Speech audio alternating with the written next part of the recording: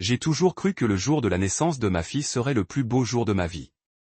Je m'étais imaginé debout aux côtés de ma femme Nathalie, lui tenant la main, et voyant notre magnifique bébé prendre son premier souffle. Et pendant quelques secondes, ce fut exactement comme je l'avais imaginé. La pièce baignait dans cette lueur surréaliste que seul un accouchement peut apporter. Submersible et miraculeuse. Nathalie était épuisée, le visage couvert de sueur, mais ses yeux pétillaient lorsque le bébé poussa son premier cri. J'ai senti les larmes me monter aux yeux. Puis l'infirmière nous a souri à toutes les deux et m'a dit « Félicitations, vous avez une petite fille en pleine santé. » Elle a délicatement déposé le petit bout de chou dans mes bras. C'est là que tout a basculé. Dès que j'ai baissé les yeux vers elle, j'ai eu le cœur serré. Le bébé dans mes bras était indéniablement beau. Des joues roses, des doigts minuscules serrés dans ses poings doux, une chevelure noire et brillante, mais elle ne me ressemblait en rien. Pas comme on pourrait s'y attendre avec des nouveau-nés, les yeux rouges et gonflés. Ce n'était pas une question de caractéristiques générales ou de hasard génétique. Elle était de couleur, et Nathalie et moi étions blanches. Mon esprit s'est vidé. Je suis resté là, sans voix, essayant de comprendre ce que je voyais. La joie chaotique de la pièce s'est dissipée. Pour moi, du moins, c'était comme si quelqu'un avait baissé le son du monde. Les infirmières s'activaient toujours autour de nous, leur voix rayonnante de félicitations, mais tout semblait lointain, étouffé. J'avais l'impression d'être sous l'eau, de voir un moment que j'avais attendu toute ma vie devenir quelque chose de complètement différent. Cet enfant, cette vie précieuse ne pouvait pas être la mienne. Pas biologiquement. J'ai regardé Nathalie, cherchant dans son visage quelque chose, n'importe quoi qui pourrait m'ancrer. Un sourire rassurant, un regard entendu, un hochement de tête, me disant que je me trompais. Mais elle refusait de croiser mon regard. Elle fixait les infirmières comme si elles étaient la chose la plus fascinante au monde, comme si je n'étais même pas dans la pièce. Ma gorge se serra.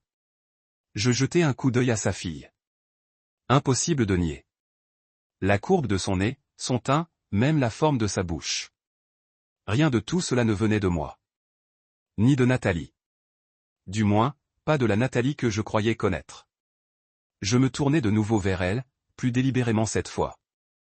Ma voix était basse, brisée. « Nathalie, dis-je. » Elle ne répondit pas. J'essayai de nouveau. « Nathalie, peux-tu me regarder ?» Toujours rien. Ses yeux restèrent rivés sur les draps de l'hôpital. Ses mains serraient la fine couverture. On aurait dit qu'elle avait peur de me regarder. Mon esprit s'emballa. Pourrait-il y avoir une étrange anomalie génétique ou un phénomène médical dont j'ignorais l'existence ? Je m'accrochai à cette idée un instant. Un ultime espoir désespéré qu'il y ait une explication scientifique que je ne comprenais pas. Mais au fond, je savais la vérité. Ce n'était pas génétique. C'était une trahison. Ce n'était pas une question d'ADN ou de lignée. C'était une question de fidélité, ou plutôt de son absence. Je restais planté là, essayant de me forcer à ressentir la joie que décrivent les nouveaux pères. Je voulais la ressentir. Mon Dieu, je la voulais. Mais chaque fois que j'essayais de chasser mes soupçons, la réalité me frappait de plein fouet. Les traits du bébé, son teint, le malaise gravé sur le visage de Nathalie, tout racontait la même histoire. Une histoire que je n'étais pas préparé à entendre, et encore moins à vivre. La pièce me parut soudain trop petite, l'air trop lourd.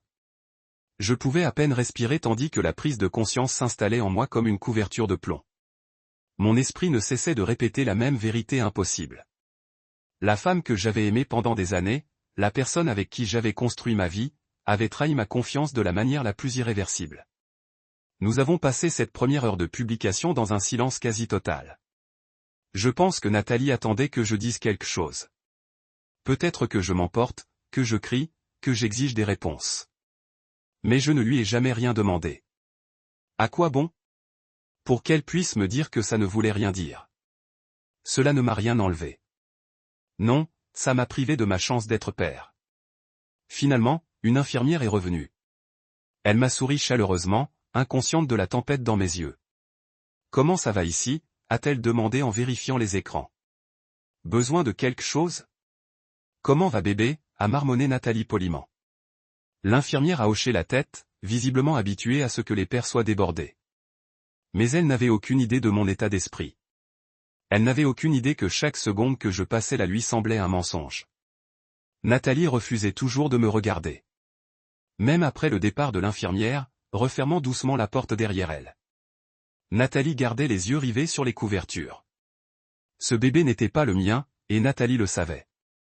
Elle l'avait toujours su. Elle a porté cette vérité pendant des mois sans jamais rien dire. Ces premiers instants, qui auraient dû être les plus heureux de ma vie, ont été ternis par la trahison qui a entouré la naissance de l'enfant. Je savais ce que je devais dire à ma famille, à celle de ma future ex-femme et à mes amis. Je savais que l'enfant ne recevait aucun amour de ma part. Je me suis levé et j'ai dit, Nathalie, je pense que tu devrais appeler ton bébé papa. Il est temps de signer l'acte de naissance. Elle m'a regardé d'un air suppliant. Oh non, ne me regarde pas comme ça. Tu as foiré. Tu as trompé un autre homme. Tu es tombée enceinte de son enfant. Maintenant, ne me regarde pas comme ça pour prétendre que c'est à moi. Ça n'arrivera pas, je suis sorti de la pièce. Alors que je sortais, l'infirmière m'a interpellé, Monsieur Calvin, vous devez signer l'acte de naissance. Je me suis retourné et j'ai dit, non, c'est le père de cet enfant qui doit le signer. Je suis juste le mari de cette femme. Alors, demande à cette femme d'appeler l'homme qui l'a mise enceinte. Puis je suis sorti de l'hôpital. Est-ce que j'avais anticipé ce scénario? Eh bien, absolument. Revenons quelques années en arrière. Au début de notre mariage, nous formions une équipe soudée. Nous avons trouvé une petite maison nichée dans un quartier calme, non loin du centre-ville. Elle n'était ni tape à accent Graveleuil ni grande, mais dès que nous y sommes entrés, nous l'avons tous les deux ressenti. C'était notre maison. Nous avons passé des week-ends à travailler côte à côte pour nous l'approprier. Un week-end, nous avons peint les murs du salon d'un vert sauge doux. Un autre, nous étions dans le jardin à arracher les mauvaises herbes tenaces et à planter des tulipes le long d'eux. La clôture. Peut-être qu'un jour, a dit Nathalie en époussetant ses genoux. Un petit courra dans ce jardin. J'espère ne pas trébucher sur tes 10 nains de jardin, ai-je taquiné. Il donne du caractère, a-t-elle répondu en tirant la langue. Nous rions beaucoup à l'époque. Nous avons combiné nos comptes en banque, créé des feuilles de calcul pour les factures et défini nos objectifs d'épargne comme une équipe se préparant pour le long terme. Qu'il s'agisse de planifier un road trip estival ou de décider si nous pouvions enfin nous offrir un nouveau canapé, chaque choix que nous faisions semblait être une pierre posée sur les fondations de notre vie commune. Bien sûr, nous n'étions pas parfaits. On avait nos disputes. Tous les couples en ont. J'avais l'habitude de laisser traîner des chaussettes partout dans le salon. Ça la rendait folle. Tu nues en cachette tous les soirs, demandait-elle en brandissant une chaussette nue comme si c'était un produit dangereux. Je haussais les épaules. Ils aiment juste explorer. Elle levait les yeux au ciel, mais elle souriait. Et elle avait aussi ses manies. Elle ne pouvait pas dire non quand on lui demandait de faire du bénévolat. Collecte de nourriture, organisation de refuge, nettoyage communautaire. Choisis un qui ne commence pas par un montage lent. Je rétorquais en la poussant du coude d'un air enjoué. Le dimanche était réservé aux visites familiales. Le plus souvent, nous allions voir ses parents, qui habitaient à quelques villes de là. Ils avaient toujours un repas maison prêt, et son père m'offrait une bière dès que j'arrivais. Sa mère, une enseignante à la retraite, donnait à Nathalie de gentils conseils sur la croissance du bébé, et Nathalie s'imprégnait de tout, les yeux écarquillés et parfois avec un rire. Au fil de la grossesse, notre routine a changé, mais de manière naturelle. Nous avons passé plus de soirées à feuilleter des albums de prénoms pour bébé, débattant des mérites du traditionnel et de l'original. Nous avons peint la chambre de bébé ensemble, en vert clair, neutre, et accroché des imprimés animaliers encadrés au-dessus du berceau. Nous avons fait des recherches sur les sièges auto, les poussettes, les babyphones. Je prenais probablement cela plus au sérieux que la plupart des jeunes papas. Je voulais que tout soit parfait. Tu t'occupes plus de toi que moi. Nathalie a ri une fois, me voyant comparer les marques de couches en ligne. Je veux juste être sûr qu'on est prête, ai-je dit sans lever les yeux. Elle a souri doucement et m'a serré la main. J'adore ton attention. Nos familles étaient tout aussi ravies. Ses parents étaient aux anges, surtout sa mère, qui a insisté plus d'une fois pour être la première à garder Nathalie si elle le souhaitait. Mes propres parents, bien qu'habitant un autre état, appelaient chaque semaine et promettaient de venir nous voir aussi souvent que possible après l'arrivée du bébé. Ma mère a même crocheté quelques petits bonnets aux couleurs pastel et nous les a envoyés par la poste avec une carte sur laquelle était écrit « J'ai hâte de rencontrer notre petit rayon de soleil ». Un mois avant la date prévue, nos amis nous ont organisé une baby shower à la maison. Je me souviens de l'ambiance ce jour-là. Des ballons attachés à la boîte aux lettres, une banderole accrochée à la clôture avec l'inscription « Bienvenue, bébé ». Des tables remplies de nourriture, de cadeaux et de rires. Il y avait des couches empilées comme un château dans un coin, des vêtements si petits qu'ils semblaient à peine réels, et une étagère entière de livres pour la lecture du soir. Nathalie était radieuse cet après-midi-là. Tout le monde le lui disait, et je le croyais. Je me tenais à côté d'elle, un bras autour de ses épaules, et je regardais tous les gens de notre vie réunis dans cet espace. Des gens qui se souciaient de nous, qui étaient sincèrement heureux pour nous. Je crois que je n'ai jamais ressenti autant de gratitude, ai-je dit à Nathalie alors que nous étions dans la cuisine plus tard dans la soirée, regardant les derniers invités partir. Elle a appuyé sa tête contre ma poitrine. Moi non plus. Tout dans cette période de notre vie semblait juste, solide, porteur d'espoir. En regardant autour de moi, lors de notre baby shower, les décorations, les vœux écrits sur les cartes et l'excitation sur le visage de Nathalie, je me souviens avoir été submergé de gratitude. Nous étions entourés de gens qui nous aimaient, célébrant le nouveau chapitre que nous allions commencer. Cet après-midi-là, Nathalie rayonnait de bonheur. Je me souviens de l'avoir observée de l'autre côté de la pièce, tandis qu'elle riait avec ses amis, une main protectrice posée sur son ventre, l'autre agitant l'autre avec animation, racontant sa dernière envie, des cornichons et de la glace à la vanille. Ne critique pas avant d'avoir goûté, la taquinait-elle en désignant sa meilleure amie qui fronçait le nez avec une fausse horreur.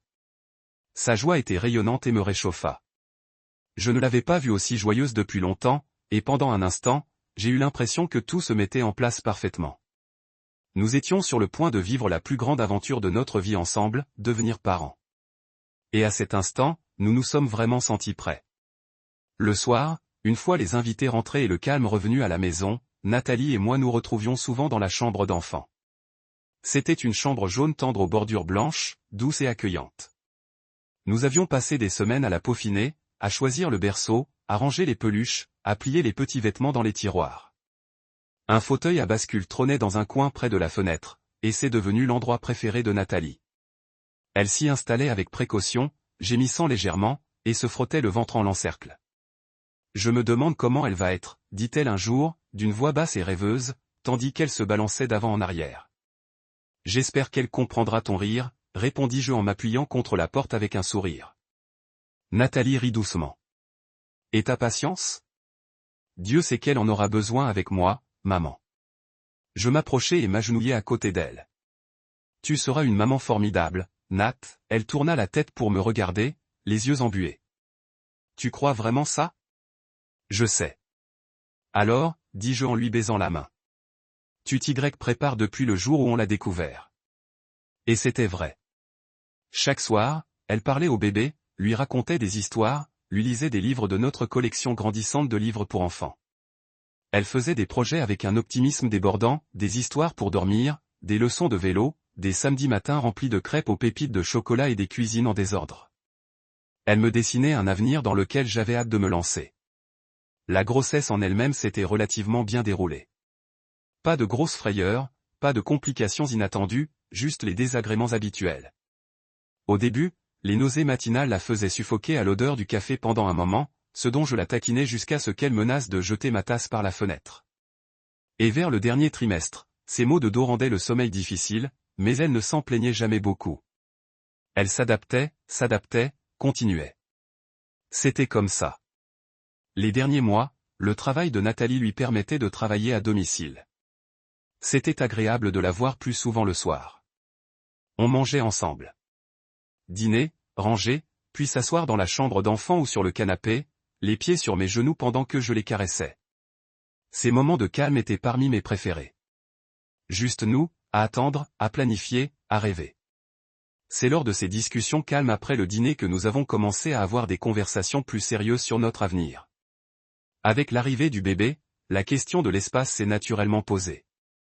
Un soir, alors que nous plions une pile de minuscules grenouillères, j'en ai parlé. « Tu penses qu'on devrait commencer à chercher un endroit plus grand ?» ai-je demandé en lui jetant un coup d'œil. Nathalie. pas répondu tout de suite. Elle a soigneusement rangé un petit t-shirt jaune dans le tiroir et s'est assise. J'aime bien cet endroit, a-t-elle dit pensivement. C'est un bon quartier. Calme, sûr. Les voisins sont sympas, ai-je hoché la tête. C'est vrai. Je me demande juste si on deviendra trop grand quand elle commencera à marcher. Elle a incliné la tête. Peut-être, mais et si on finissait le sous-sol, qu'on le transformait en salle de jeu ou autre chose? Comme ça, elle aurait son propre espace en grandissant, et on n'aurait pas à tout déraciner. J'ai regardé autour de moi. La lumière tamisée, les murs jaunes pâles, le mobile qui tournoyait doucement au-dessus du berceau. Oui, ai-je dit enfin. Je veux qu'elle grandisse ici, où les gens nous connaissent, où elle peut jouer dehors sans qu'on s'inquiète. Nathalie sourit en se penchant vers moi. Exactement. Avec le recul, tout semblait d'une normalité trompeuse. Nos routines, nos rires, la façon dont nous nous tenions l'une l'autre le soir, tout semblait si solide. S'il y avait des failles dans notre mariage, je ne les voyais pas. Si Nathalie se cachait quelque chose, elle le faisait avec une grâce que je n'aurais jamais soupçonnée. Elle ressemblait à une future maman. Impatiente, aimante, totalement investie. Parfois, tard le soir, nous nous asseyions au lit et lisions des histoires au bébé à tour de rôle. Nathalie riait quand j'utilisais des voix rigolotes pour les personnages d'animaux, et je la taquinais parce qu'elle pleurait à la fin d'un livre pour tout petit. Ce sont les hormones, disait-elle en s'essuyant les yeux avec un sourire. C'est un livre d'images, Nathalie. Le chien vient de retrouver son chemin, quoi, insistait-elle. C'était un long voyage. Nous avons même acheté des pyjamas assortis pour Noël. Ils étaient rouges et blancs, avec des flocons de neige et des petits rennes. Nathalie les a tenus devant le miroir un soir et a dit, « Tu imagines qu'on aura bientôt 3 ans. » Je l'ai embrassée sur la tempe. J'ai tellement hâte. L'attente de la naissance de notre fille était intense, et excitante.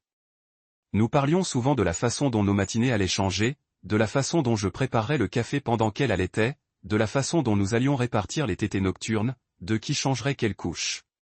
Nous avons même débattu de la question de savoir si nous devions garder le panier du chien dans la chambre d'enfant ou le déplacer. Nous avons décidé de garder le panier du chien dans la chambre d'enfant. Nathalie a dit qu'il faisait aussi partie de la famille. Peut-être que s'il était proche d'elle dès le début, il se rapprocherait. J'avais souri à cette pensée. Notre petite fille grandissant avec une protection en fourrure à côté de son berceau. C'était normal.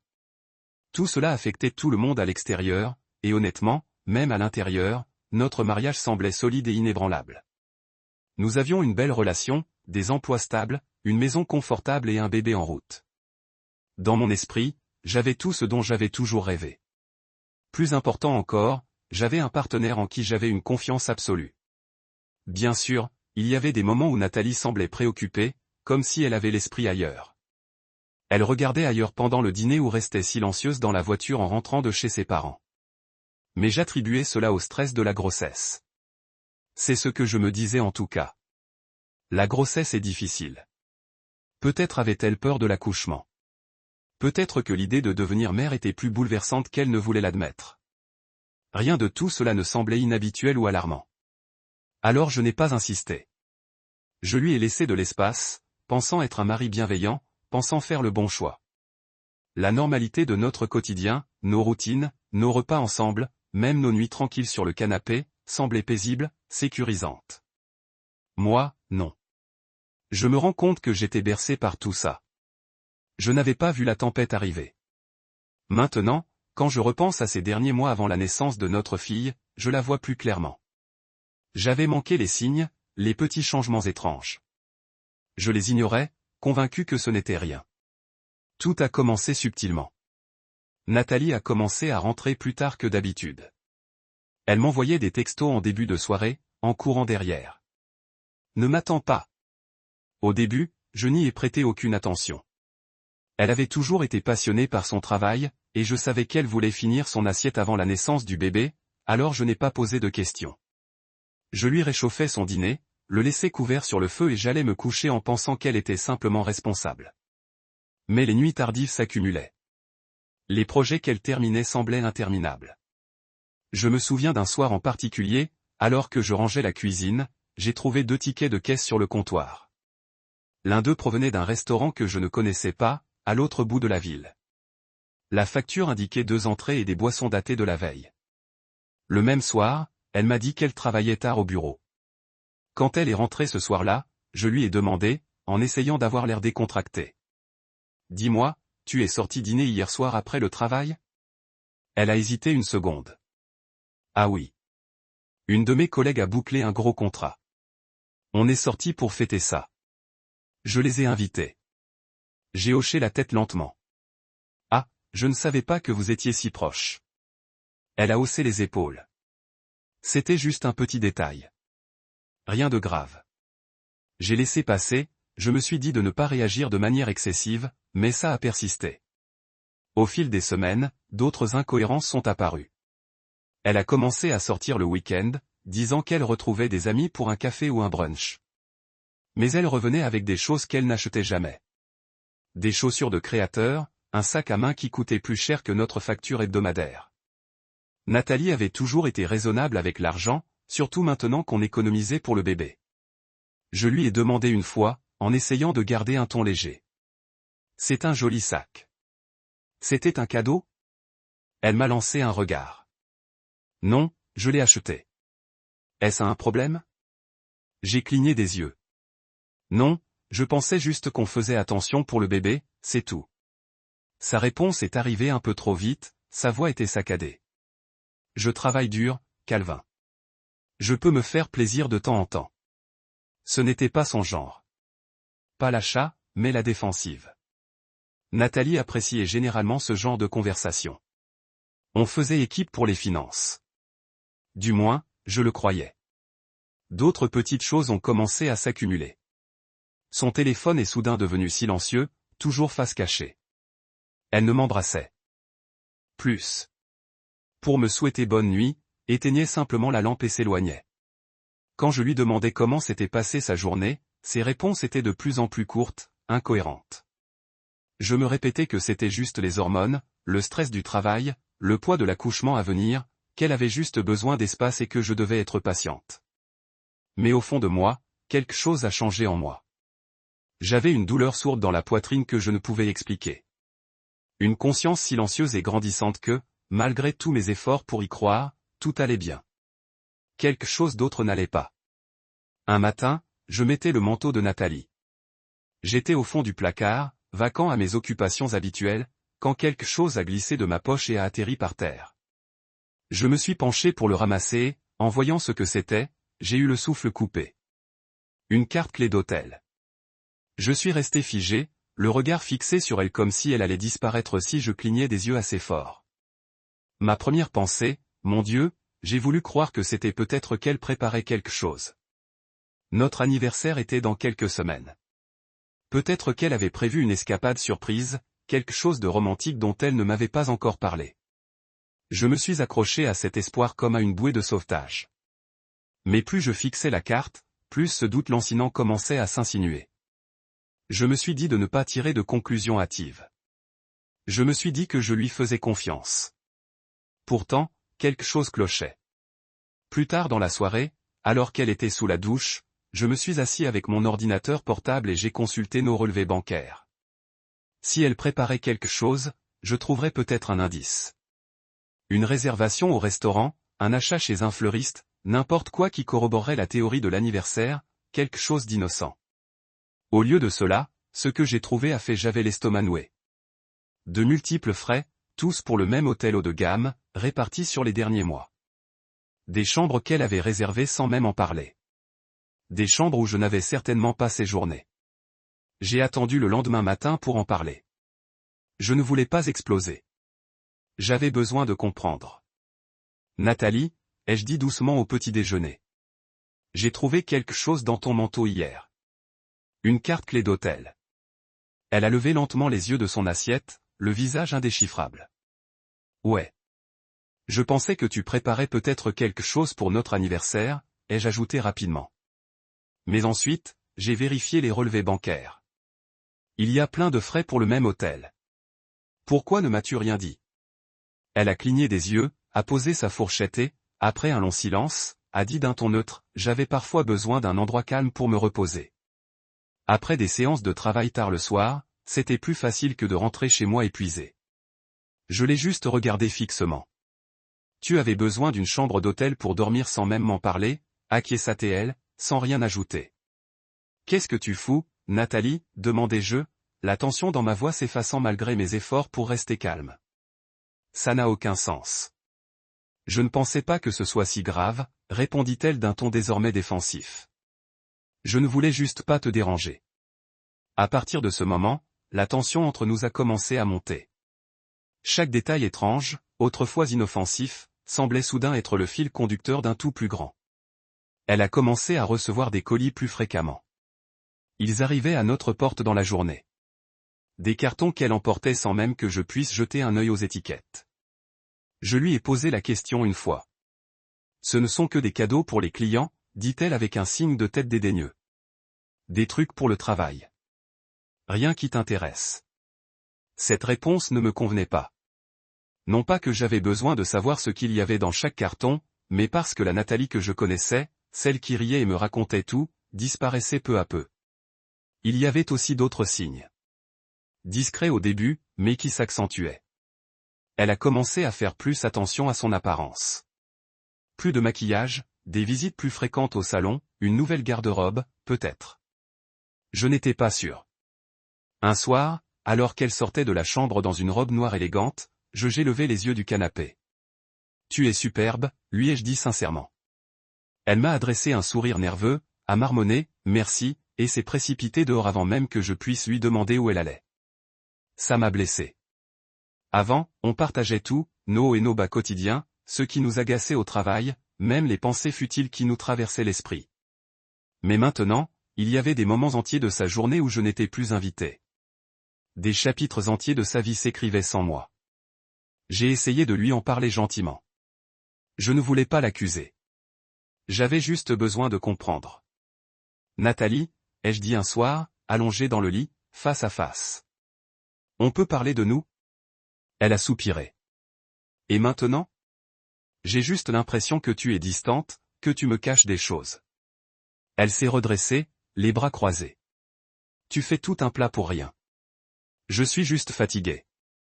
Hormonal. Tu dois me faire confiance. Mais c'est ce que j'ai fait. Je le voulais. Pourtant, mon instinct persistait. Elle murmurait que quelque chose n'allait pas. Le pire, c'est arrivé un samedi matin. On devait aller faire les courses pour bébé ensemble. Du linge de lit, peut-être des grenouillères. Elle m'a dit qu'elle devait d'abord faire une petite course. On se retrouve au magasin, a-t-elle dit en attrapant son sac. Quel genre de course, ai-je demandé en lassant mes chaussures. Juste un truc pour le travail. Ça ne prendra pas longtemps. Elle m'a embrassé sur la joue et s'est précipitée dehors. 1 heure plus tard, mon téléphone a sonné. C'était Paul, un collègue qui habitait en centre-ville. Salut mec. Je crois que je viens de voir Nathalie. Elle était dans ce café au coin de Third Brunch et Bloom. Je crois qu'elle était avec un type. J'ai trouvé ça bizarre que tu ne sois pas avec elle. J'ai senti mon estomac se nouer. Je n'ai pas dit grand-chose, je l'ai juste remercié pour le coup de fil, en essayant de garder une voix calme. Quand Nathalie est finalement entrée dans le magasin pour bébé, elle avait l'air troublée. Désolée, a-t-elle dit, un peu essoufflée. La course a pris plus de temps que prévu. Je lui ai d'abord demandé gentiment si elle était passée au café ce matin-là. Non, a-t-elle répondu sans même cligner des yeux. J'ai pris mon petit déjeuner à la maison, tu te souviens. Et, comme ça, j'ai menti. Doucement, pratiqué. Sans hésitation. Je l'ai regardée fixement tandis qu'elle baissait les yeux sur son téléphone, faisant comme si nous passions un autre moment de détente. Mais quelque chose a changé en moi. C'est là que tout a pris un sens. Tous les éléments étranges, les nuits tardives au travail, la clé de l'hôtel, les sacs à main de créateurs, les explications évasives, ont cessé de flotter comme des points disparates et ont formé une image claire. Elle n'était pas seulement fatiguée. Elle n'était pas seulement stressée ou hormonale. Elle cachait quelque chose. Elle me mentait. Face. Encore une fois, j'ai essayé de rester ensemble. Je ne voulais pas s'en prendre ou l'accuser carrément sans preuve indéniable. Mais à l'intérieur, je démêle. Un mélange esséurant de trahison, de confusion et de fureur a commencé à se barrer dans mon intestin. Pourtant, une partie obstinée de moi. Peut-être que la partie qui avait construit une vie avec elle, la partie qui attendait toujours notre fille à naître en train de chuchoter, « Et si tu tords ?» Mais je ne l'étais pas. Le poids de tout cela était devenu trop lourd pour ignorer. Je ne pouvais plus continuer à faire semblant. Puis est venue ce soir-là, quelque part autour de son 8e mois. Elle a dit qu'elle devait courir au bureau. Je dois finaliser un projet avant lundi, m'a-t-elle dit. Touche déjà en main. Je ne serai pas long. Sa voix était calme, son expression composée. Mais ses yeux, il y avait quelque chose là-bas, un scintillement de quelque chose de nerveux, forcé. Elle ne m'embrassait pas au revoir comme elle le faisait habituellement. Elle vient de partir. Et je savais. J'ai attrapé ma veste et j'ai suivi elle, gardant une distance de sécurité alors que je faisais sa voiture. Mes paumes étaient lisses sur le volant, mon pouls battant dans mes oreilles. Je me suis dit que ce serait peut-être le moment où je me suis fait tort. Peut-être qu'elle allait juste au bureau. Mais elle n'est pas allée au bureau. Elle a traversé la ville directement dans le même hôtel haut de gamme que j'avais vu sur nos relevés bancaires. Celui pour lequel elle a toujours eu une excuse. J'ai garé une bonne distance et j'ai attendu qu'elle entre à l'intérieur avant de sortir de ma voiture. J'ai gardé la tête baissée, j'ai essayé d'avoir l'air décontracté, comme si j'y appartenais.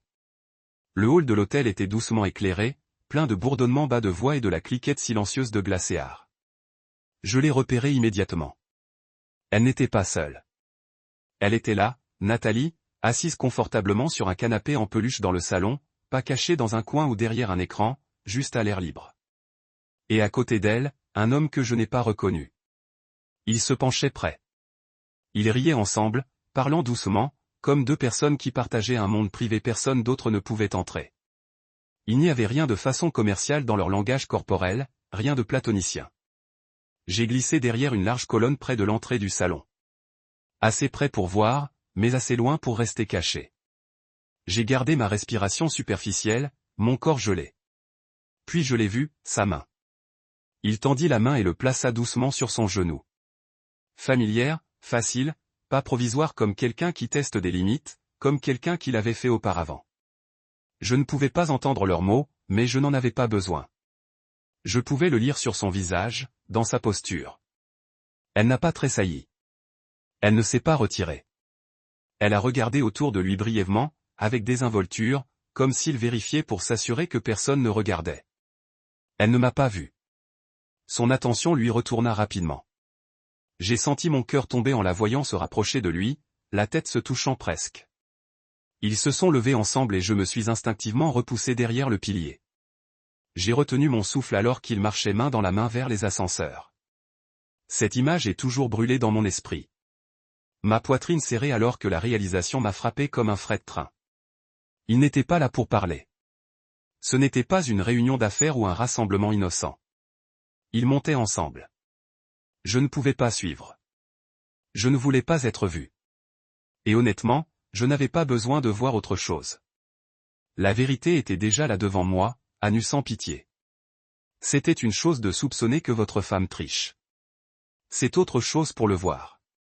J'ai quitté l'hôtel dans un jour, mes jambes se déplaçant sur le pilote automatique. Je ne me souviens pas avoir marché vers la voiture ou rentré chez moi.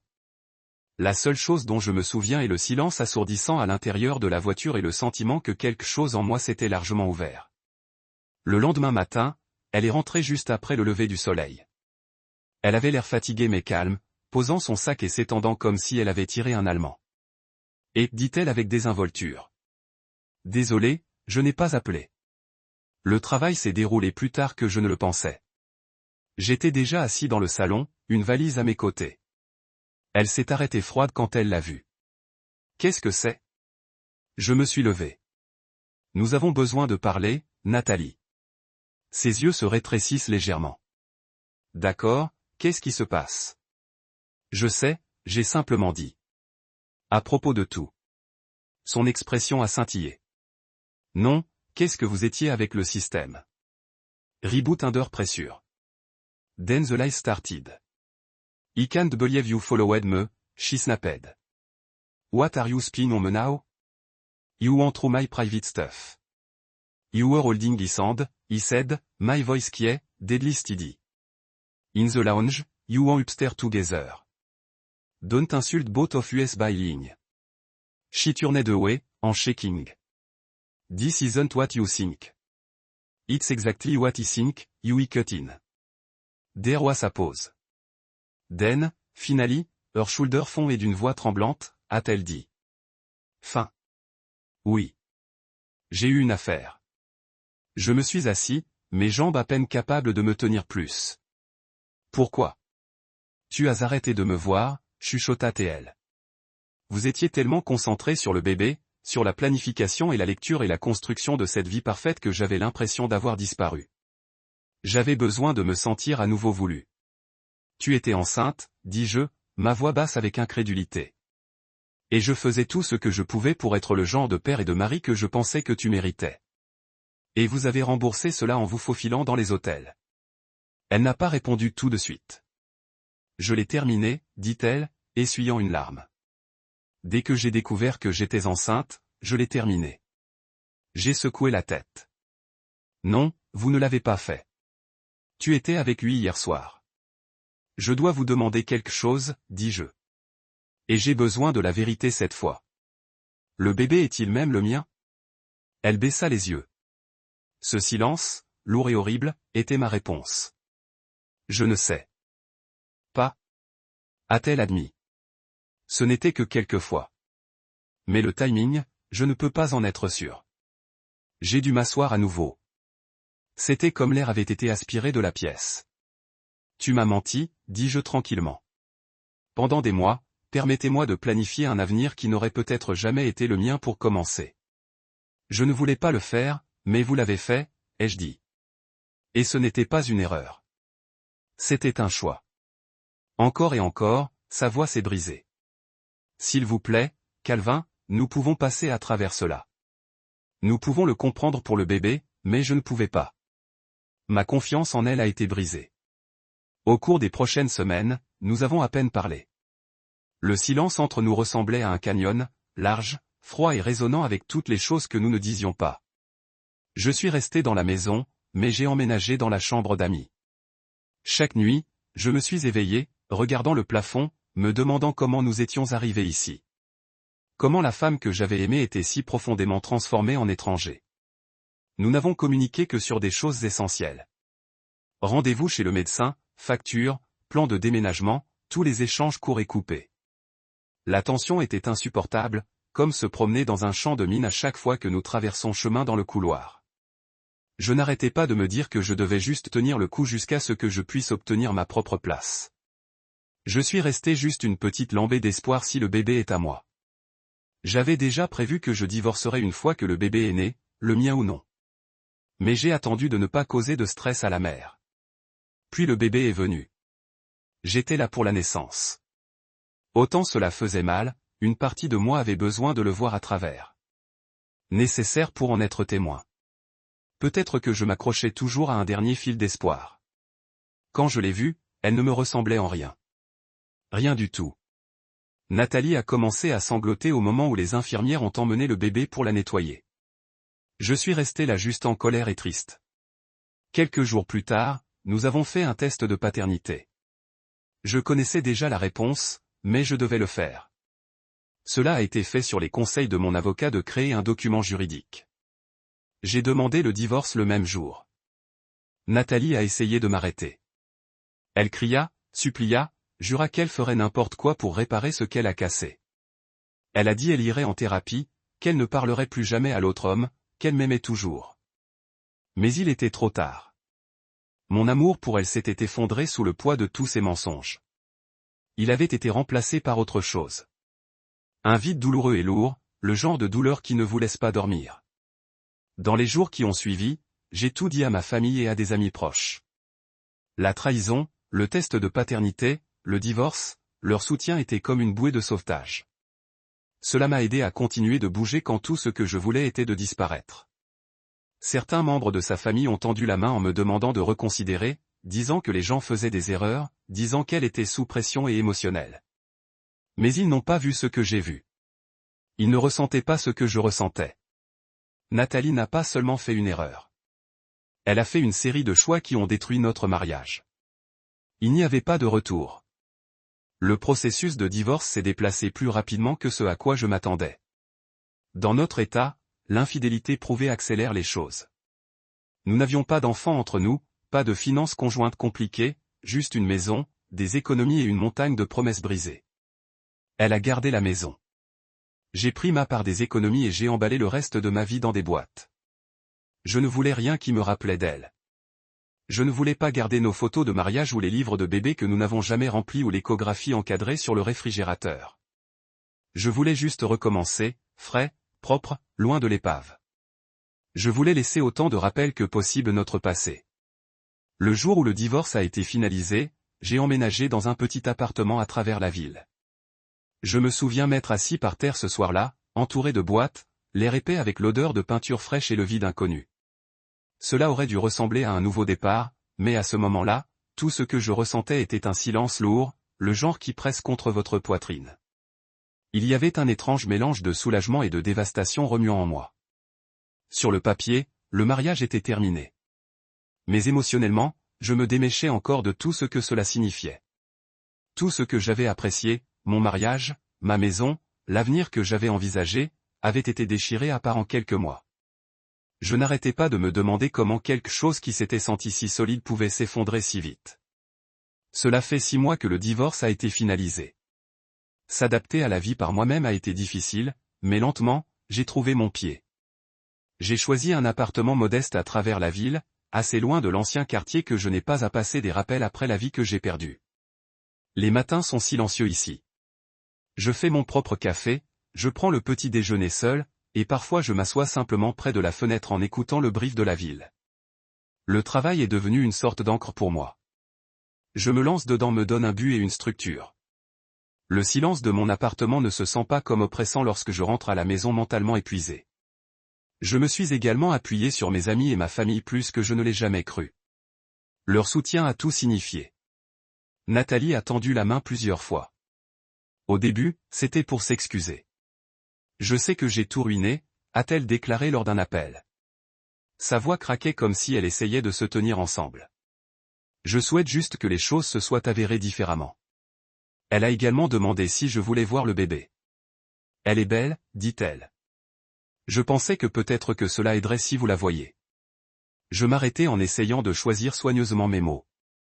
Nathalie, je ne déteste pas le bébé, mais non, elle est une incarnation vivante de votre trahison. Éloignez-la de moi. Elle était silencieuse pendant un moment. Puis elle a dit, d'accord, je comprends. Et c'était la dernière fois que nous avons parlé. Ce n'était pas une décision facile. Il m'a pesé pendant des jours après, mais je savais que c'était le bon. Autant que j'avais prévu une fois pour être père, rester connecté à un enfant qui n'était pas à moi, surtout dans ces circonstances, m'aurait gardé coincé dans la douleur. J'ai commencé la thérapie peu de temps après. Au début, je ne savais pas si cela aiderait, mais au fil du temps, je me suis retrouvé à m'ouvrir. D'une manière à laquelle je ne m'attendais pas. Mon thérapeute m'a aidé à traverser les couches, choc, trahison, colère, tristesse. Chaque séance était comme décoller une autre couche de tissu cicatriciel. Je continue de penser que j'aurais dû le voir à venir. Je lui ai dit un jour. Vous avez vu ce que vous étiez censé voir. Répondit-elle doucement. Vous aimez quelqu'un. Ce n'est pas une faiblesse. Grâce au conseil, j'ai appris à abandonner le ressentiment.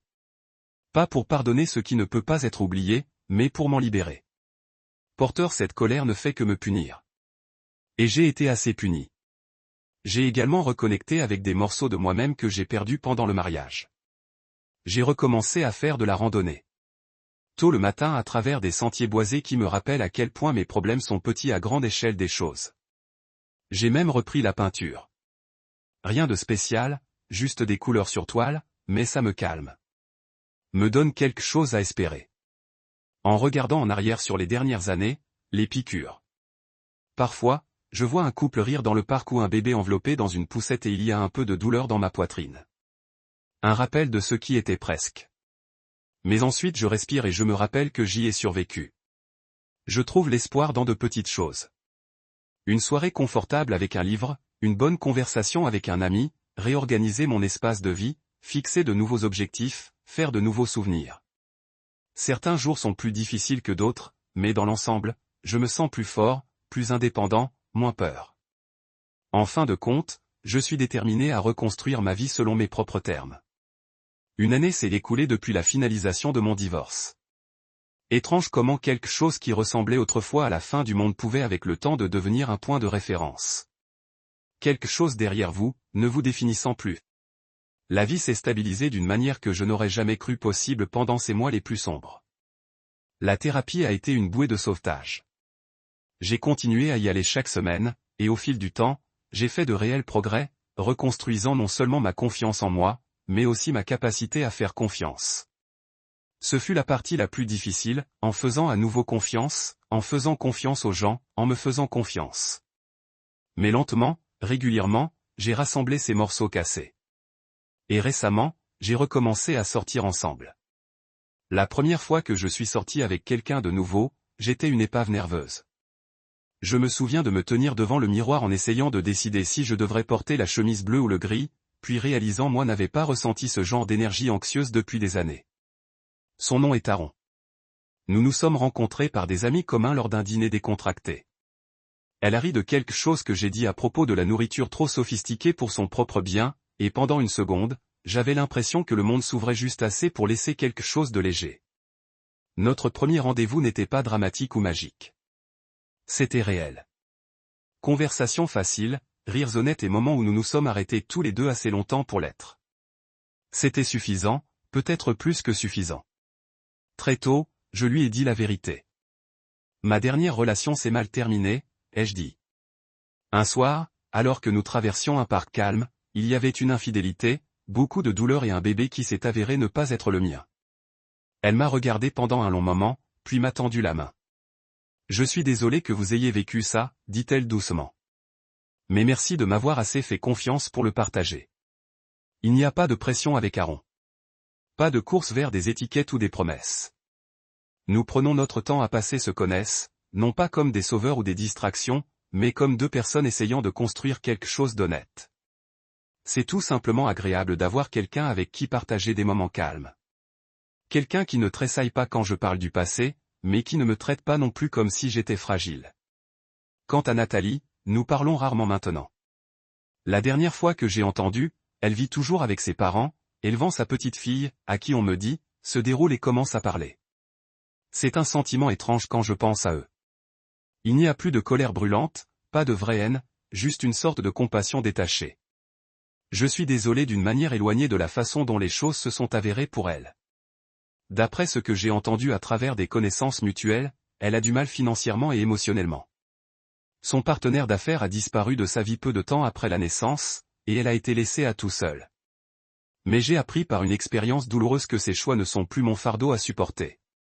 Mon objectif est maintenant sur la guérison, sur la croissance, sur la vie d'une vie qui me semble authentique. J'ai commencé faire du bénévolat dans un centre communautaire local le week-end. Cela a commencé comme un moyen de remplir le temps, mais il est devenu quelque chose que j'attends vraiment avec impatience. Qu'il s'agisse d'aider les adolescents avec des demandes d'emploi ou d'organiser des pulsions alimentaires, cela me donne un sens à l'objectif. Et le but, j'ai trouvé, est l'un des meilleurs remèdes pour la douleur. En regardant vers l'avenir, je ressens quelque chose que je ne pensais pas que je me sentirais à nouveau. Optimisme. Je n'oublierai jamais ce qui s'est passé.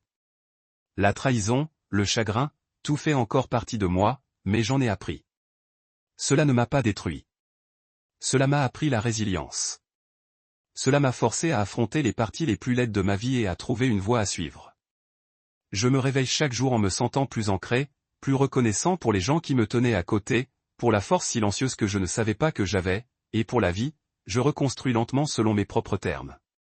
Et à chaque lever de soleil, avec chaque véritable sourire, je me sens un peu plus ouvert à la possibilité de bonheur et d'amour à nouveau.